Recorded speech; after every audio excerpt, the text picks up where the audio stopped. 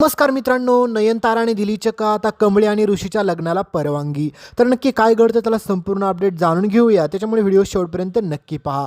तर मित्रांनो, एकीकडे आता कमळे आणि ऋषीचं लग्न होणार असतं, पण हे सगळं कसं घडून येतं?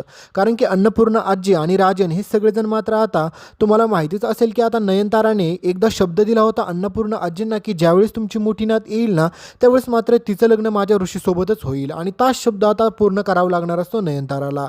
तर दुसरीकडे तुम्ही पाहिलंच असेल की अनामिकाला देखील समजलेलं असतं की आता ऋषीचं तिच्यावरती प्रेम नाही आहे, ऋषीचं कमळीवरती प्रेम आहे, हे अनामिका स्वतः ऋषीला सांगते. आणि हे सगळं कळाल्याच्या नंतर ऋषी म्हणतो की फायनली कोणाला ना कोणाला समजलं की माझं कमळीवरती प्रेम तर आहे.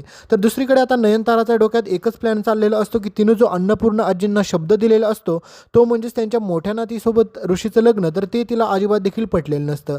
त्याच्यामुळे नयनतारा काय ना काय असे कुटाने करत असते की जेणेकरून कमळे आणि ऋषीचं लग्न नाही झालं पाहिजे. तर दुसरीकडे मात्र एक गोष्ट अशी घडलेली असते की आता आपल्या गौरीबद्दलची सगळी काही खबर मात्र आता ह्या कामिनीला समजलेली असते. त्याच्यामुळे कामिनी चक्क आपल्या गौरीला मारण्याचा प्रयत्न करणारच आहे.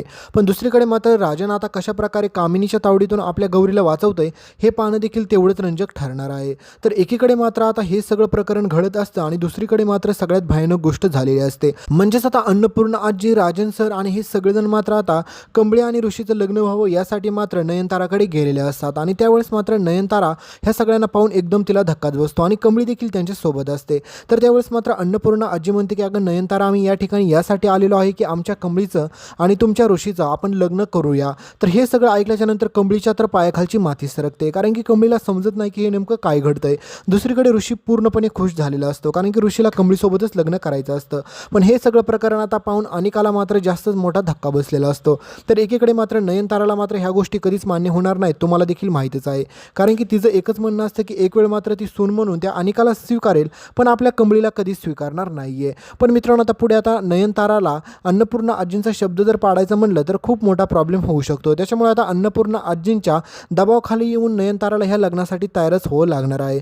तर तुम्हाला काय वाटतंय, आपल्या ऋषीसाठी कमळी होकार देईल का? हे तुम्हीच कमेंटमध्ये सांगायला विसरू नका. भेटूया पुढच्या अपडेटमध्ये. तोपर्यंत चॅनलला सबस्क्राईब करा, सोबतचं बेल नोटिफिकेशन ऑन करा. धन्यवाद.